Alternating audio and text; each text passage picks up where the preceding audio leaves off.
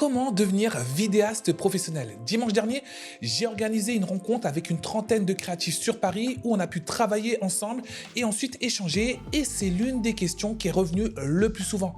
J'ai pu comprendre la difficulté qu'ils avaient de mettre en place un business au niveau du monde de la vidéo qui se veut rentable et qui dure dans le temps. Aujourd'hui, je vais te donner ma stratégie si je devais construire une activité vidéo en ce début d'année. Je vais te montrer toutes les étapes par lesquelles je passerai, et ensuite, ce que je vais te proposer dans les prochains contenus sur cette chaîne, c'est de mettre en application de manière concrète les différentes étapes dont on va parler aujourd'hui. Donc pense à t'abonner si tu veux suivre tout le processus, toute ma stratégie. Mais avant de commencer, je me présente pour ceux qui ne me connaissent pas encore. Je suis Synapse, photographe et vidéaste en région parisienne, et je travaille auprès d'entreprises et de particuliers pour donner vie à leur campagne promotionnelle, aussi bien sur les réseaux sociaux que sur leur site internet. Sans plus attendre, commençons par la première étape, à savoir bien se former. Lorsqu'on débute souvent en vidéo, la première chose que l'on fait, c'est d'enchaîner les tutoriels sur YouTube. On cherche à combler un manque de connaissances, un manque de savoir-faire en allant chercher les informations au niveau de personnes qui se veulent référentes dans ce domaine. Alors certes, on est susceptible de progresser assez rapidement d'un point de vue technique, notamment, mais selon moi, on ne suit pas toujours la bonne priorité. Si tu souhaites faire des vidéos pour les vendre ensuite à un client, il faut comprendre les besoins fondamentaux de ce client et ensuite se former pour y répondre. Il faut faire preuve d'empathie, c'est-à-dire être capable de se mettre à la place de ton client et comprendre ce qu'il va rechercher de manière basique lorsqu'il va faire appel à un vidéaste. En faisant ça, tu vas comprendre très rapidement qu'un client apporte peu d'importance, sauf exception, à la marque de ta caméra, au type de cadence d'image qu'elle peut atteindre, au type de carte SD que tu peux utiliser ou encore au logiciel de montage avec lequel tu vas travailler. Un client, très souvent, lorsqu'il fait appel à toi, il veut répondre à des besoins fondamentaux, à savoir avoir une belle image, avoir un bon son lorsqu'il en a besoin, avoir un storytelling, une histoire qui va permettre de mettre en avant son projet. Et là, en comprenant ça, on se rend compte qu'il y a un socle, des bases à maîtriser pour pouvoir répondre justement à ces besoins fondamentaux. Je pense donc du coup qu'il faut peut-être se concentrer sur les tutos notamment qui te permettent de comprendre les réglages de base de ta caméra, ceux qui vont te permettre de maîtriser la lumière, ceux également qui vont te permettre de maîtriser ton cadrage, ta composition, les mouvements de caméra permettant de donner vie à une vidéo, mais aussi ceux qui vont te permettre de mettre en place un bon storytelling. Lorsqu'on se forme sur l'internet dans l'optique d'acquérir des connaissances et de gagner en légitimité, souvent on perd de vue que notre but c'est de le faire pour vendre des vidéos à un client. Quand on est dans cette phase de formation justement, on met souvent nos besoins en avant, au centre, alors que je pense que tu dois aussi prendre en compte les besoins fondamentaux de tes clients. Le fait de mal cibler les points sur lesquels tu dois apprendre en priorité va te faire perdre du temps, mais également tu risques de tomber dans un jeu de comparaison avec des vidéastes ou des youtubeurs qui sont déjà installés dans leur domaine et qui vont produire des images de qualité qui vont te présenter sur leurs chaînes respectives.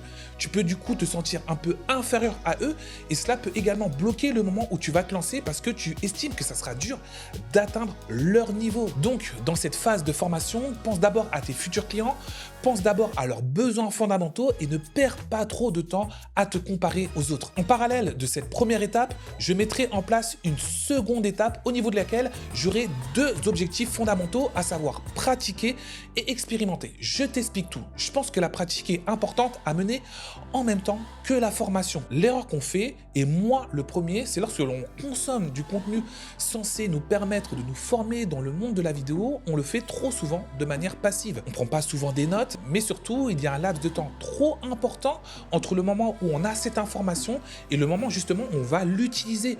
Il faudrait du coup que ce temps soit très court et que l'on puisse s'obliger à mettre en pratique, à répéter les informations qui sont fondamentales pour nous, pour qu'elles puissent rentrer de manière automatique dans notre mode de travail. Ensuite, comme je l'ai indiqué, durant cette deuxième étape, je vais également expérimenter.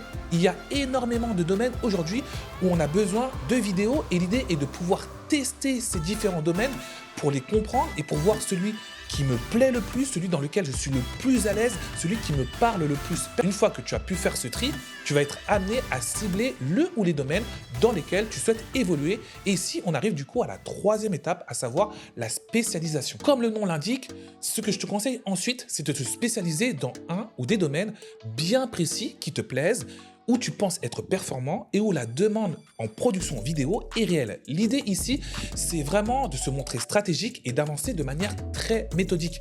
Il faudra prendre le temps pour comprendre le ou les modes de fonctionnement au sein du domaine que tu cibles, mais surtout, il faudra être capable d'établir la carte d'identité de ton client cible. Pour le faire, il faudra par exemple te poser les questions suivantes. Qui est-il? Quel âge a-t-il? Sur quel réseau social est-il? Où est-il géographiquement? Comment le contacter? Mais surtout, quels sont ses besoins? Quels sont ses problèmes? Bien évaluer les besoins, mais surtout les problèmes de ton client cible, ça va te permettre d'avoir une approche très pertinente parce qu'au final, tes vidéos ne sont que des solutions que tu vas mettre au service de ton client pour répondre à ses besoins et pour débloquer ses problèmes. Et je pense que cette notion-là de besoin et de problème doit être fondamentale dans l'établissement de ta stratégie. Un vidéaste, selon moi, qui réussit est un vidéaste qui aura conscience que connaître les besoins et les problèmes de sa cible doit être pour lui une priorité absolue et qu'une grande partie de son temps doit être réservée à mettre en place des solutions par rapport à ces mêmes besoins et à ces mêmes problèmes. Là où beaucoup de vidéastes passent énormément de temps à améliorer leur technique, très peu passent du temps à comprendre les besoins et les problèmes de leur cible et à réfléchir à des solutions adéquates à mettre en place. Tu comprends mieux maintenant que la suite de ma stratégie sera déjà de me faire connaître auprès de ma cible et ensuite de lui faire comprendre que c'est moi qui détiens les solutions à ses besoins et à ses problèmes. Mais pour l'instant, rappelle-toi, je viens de lancer mon activité et j'ai pas grand-chose à montrer à ce fameux client cible. Il va donc falloir que je puisse construire du visuel à lui montrer, mais également du visuel qui peut donner des premiers éléments de réponse à ses questions et à ses besoins. Du coup, la quatrième étape de ma stratégie sera de créer du contenu et donc de créer du portfolio approprié. Ici, je compte mettre en place plusieurs moyens pour y parvenir. Le premier, c'est que je vais créer du contenu factice. Alors, qu'est-ce que j'entends par là? Comme pour l'instant, personne ne m'appelle, je vais me mettre en action et créer du visuel pour lequel je veux que le client cible m'appelle, pour lequel je veux qu'il me rémunère. Je vais donc regarder ce qu'il fait, je vais regarder ce qui fonctionne pour lui, mais je vais également regarder d'éventuelles carences pour pouvoir créer un visuel qui sera totalement adapté à ce client cible. L'idée est donc de créer une fausse pub de A à Z. Il va donc falloir se montrer créatif, pertinent et faire preuve de qualité. Mais comme je te l'ai dit, une vidéo sera consacrée à chaque étape et notamment cette dernière et on pourra voir ensemble comment procéder. Donc n'oublie pas de t'abonner si tu veux suivre tout cela. Une autre méthode pour pouvoir se construire un portfolio est de rentrer en contact avec des entreprises du même domaine d'activité que mon client cible. L'idée serait une entreprise qui a peut-être un rayonnement un peu moins important que celui de ma cible et qui serait prêt à accepter un vidéaste débutant pour lui offrir du visuel. Pour ce premier projet, tu peux proposer l'idée d'une collaboration, à savoir leur réaliser une vidéo gratuite qu'ils pourront utiliser ensuite s'ils sont convaincus dans leur stratégie de communication et que toi également, tu pourras utiliser au niveau du portfolio que tu es en train de te créer. Ici, c'est une stratégie gagnant-gagnant et ça permet également de mettre un premier pas dans le domaine que tu cibles et du coup de commencer à construire ton réseau dans ce dernier. Avec un peu de chance, l'entreprise avec laquelle tu as collaboré va te rappeler, mais également va parler de toi dans son cercle professionnel. Et là, tu vas mettre en place un premier réseau, même si ce dernier pour l'instant est petit, ça sera déjà un bon début. En parlant justement de réseau, pense également à partir de ton propre réseau. Tes amis, ta famille, des connaissances croisées au travail ou durant ton parcours scolaire, on l'oublie trop souvent, mais ce premier réseau que tout le monde possède peut également être un point de départ intéressant, même pour un projet mineur. Garde ici en tête que notre but, c'est de mettre le pied à l'étrier, donc de commencer quelque part. Enfin, je pense qu'il peut être aussi intéressant de commencer à se construire à un endroit où tu vas héberger le portfolio que tu es en train de te construire. Le premier endroit naturel auquel je pense, ce sont les réseaux sociaux, car en plus d'héberger ton portfolio, il va te permettre également de t'intéresser à ta cible avec toujours du visuel qui va commencer à évoquer ses besoins et ses problèmes, mais également du visuel qui va commencer à apporter des solutions à ces derniers. Cela va te permettre donc de créer un premier contact avec ton client cible et également de construire ton image de marque au sein du domaine d'activité dans lequel tu souhaites évoluer. Si ton portfolio est bon, mais également si ta stratégie de communication est bonne, sans t'en rendre compte, tu vas commencer à prospecter, c'est-à-dire commencer à chercher des clients. Dans ce cas-là, sur les réseaux, cette prospection, elle est souvent passive, car si ton contenu est bon, les clients vont venir vers toi. c'est assez gratifiant, c'est assez efficace également, parce que s'ils font appel à toi, c'est qu'ils ont été déjà convaincus par ta manière de voir les choses, ta manière de présenter les choses par les visuels que tu es susceptible de créer pour eux. Par contre, à côté de ça, moi, ce que je te conseille, c'est également de faire de la prospection, cette fois-ci de manière active. Car faire de la prospection de manière passive, comme on l'a vu notamment sur les réseaux sociaux, certes, ça peut être efficace, mais ça peut prendre un certain temps à établir une audience qui te permet d'avoir un certain écho, un certain impact justement sur ta cible. Et puis aussi, par définition, tu es totalement passif dans l'acquisition de clients. Tu attends qu'ils viennent vers toi et tu n'as pas de poids sur ça. À côté de ça, comme on l'a dit, il va falloir compléter notre approche avec un côté qui se veut beaucoup plus actif. Aller chercher le client qui ne te connaît pas encore. Le fait de connaître notamment le réseau sur lequel se trouve ton client cible est très important, car la manière dont tu es susceptible de rentrer en contact avec lui peut être différent d'un réseau social à un autre. Alors que sur certains réseaux sociaux, on a plus l'habitude de rentrer en contact via des messages privés, sur d'autres, le mail reste tout de même privilégié. En ce qui me concerne, moi j'aime bien passer par le biais du mail. Je trouve que ça fait beaucoup plus professionnel, mais également, lorsque tu as la bonne adresse mail, il y a plus de chances qu'il atteigne ta cible. Beaucoup de gens qui vont décider au sein d'une entreprise lisent de manière très régulière leur mail. Mais je ne suis pas convaincu qu'ils lisent leur DM avec la même concentration et la même régularité. Donc si tu continues à suivre l'aventure qui est la nôtre, dans la mise en place d'un business vidéo, on verra notamment comment rédiger un mail pour bien prospecter. Ici, tu comprends que ton portfolio, mais également que tes méthodes de prospection peuvent également te permettre de te démarquer d'éventuels concurrents. Et en parlant de concurrence, selon moi, tu ne dois pas avoir peur d'elle, et cela pour plusieurs raisons. S'il y a de la concurrence dans le domaine que tu cibles, ça veut dire que beaucoup de vidéastes veulent travailler dans le même domaine que toi, car il y a beaucoup de demandes. Du coup, un nombre limité de vidéastes ne pourront pas absorber toutes ces demandes.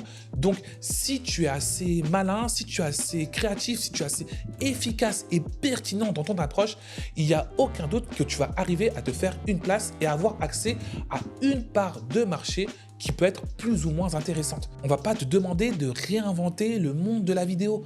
Pense déjà à bien réaliser les tâches de base qui sont associées à ton domaine et à bien soigner ton expérience client, c'est-à-dire la manière dont tu vas accompagner ton client. Et ça peut être un axe de réflexion qui va te permettre de te distinguer justement de la concurrence. En parallèle de la prospection et de la construction de ton portfolio, le but sera également de réfléchir sur les prix que tu veux appliquer. Ça représente également une sacrée étape, que ce soit pour des vidéastes débutants ou non. La question à se poser, je pense, au début, c'est combien tu veux gagner au minimum. Donc se fixer un palier au niveau duquel tu ne descendras jamais. Et ensuite, il faudra confronter ce palier avec un autre paramètre qui est selon moi très important, à savoir le paramètre du temps. Combien tu veux gagner au minimum pour une heure? Combien tu veux gagner au minimum pour une demi-journée? Combien tu veux gagner au minimum pour une journée? Je pense qu'il faut se poser ces questions au préalable et prendre le temps d'y réfléchir, car ça va demander de te situer également par rapport à tes confrères, mais également par rapport à tes compétences. L'erreur qu'on peut faire au début, souvent, parce qu'on n'a pas forcément confiance en nous, c'est de fixer des prix qui sont trop bas par rapport au prix du marché dans lequel on veut évoluer. Là, je vois une très grande contrainte. Tu vas devoir du coup multiplier les prestations pour rentrer dans tes frais, donc tu vas mettre moins de temps par projet, tu vas moins bien accompagner tes clients et le risque, c'est d'avoir des résultats finaux qui ne soient pas de qualité, mais également que tu t'épuises pour pouvoir rentrer dans tes objectifs et dans tes frais. Tu vois donc qu'il y a un cercle vicieux qui s'entame. Il faut également pouvoir, selon moi, quand tu réfléchis à tes prix, commencer à penser à leur augmentation sur la durée. Car normalement, plus tu vas pratiquer, plus tu vas devenir performant. Et normalement, le temps que tu vas mettre pour certaines tâches va diminuer. Du coup, si tu bases uniquement tes tarifs sur la durée et que tu ne prends pas en compte l'expertise que tu vas apporter à ton client, il sera compliqué de justifier une augmentation par la suite. Comme tu le vois, réfléchir à ces tarifs, ça va demander de prendre en compte différents paramètres qu'on a notamment évoqués, comme le temps, aussi bien au niveau du tournage, du montage, que de la préparation de la séance, mais également d'éventuelles aussi retouches que tu vas être amené à faire, ton expertise, ce que tu vas apporter au client dans l'accompagnement du projet. On peut également penser au matériel, ici que tu vas louer en quelque sorte à ton client lors de ta prestation, aux frais de déplacement, à toutes ces dépenses annexes qui sont liées à ton activité. Je pense notamment au logiciel. Enfin, la dernière étape de ma stratégie, ça serait également d'étendre mon réseau au niveau des vidéastes de ma région. Dans cette profession, tu peux être très souvent amené à être seul et l'idée ici, c'est aussi bien du coup d'avoir un cercle auprès duquel tu peux échanger avec des confrères, mais également un cercle dans lequel vous pouvez être amené à avoir des propositions de travail. Par exemple, si un de tes collègues ne peut pas assurer une prestation, il pourra te solliciter pour le faire si vous faites partie du même cercle. Et pourquoi pas, vous pourrez réaliser des prestations en commun lorsque ces dernières nécessitent un besoin matériel et humain conséquent. Comme je te l'ai dit notamment au début de cette vidéo, j'ai déjà organisé des rencontres entre photographes et vidéastes sur Paris et je compte en organiser de nouvelles.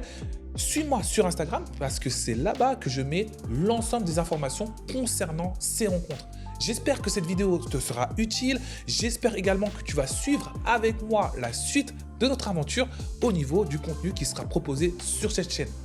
Pense à liker cette vidéo, pense à t'abonner pour ne rien rater des tutos qui vont arriver. D'ici là, sors, prends des photos, prends des vidéos, éclate-toi et on se retrouve tout de suite juste ici. Ciao.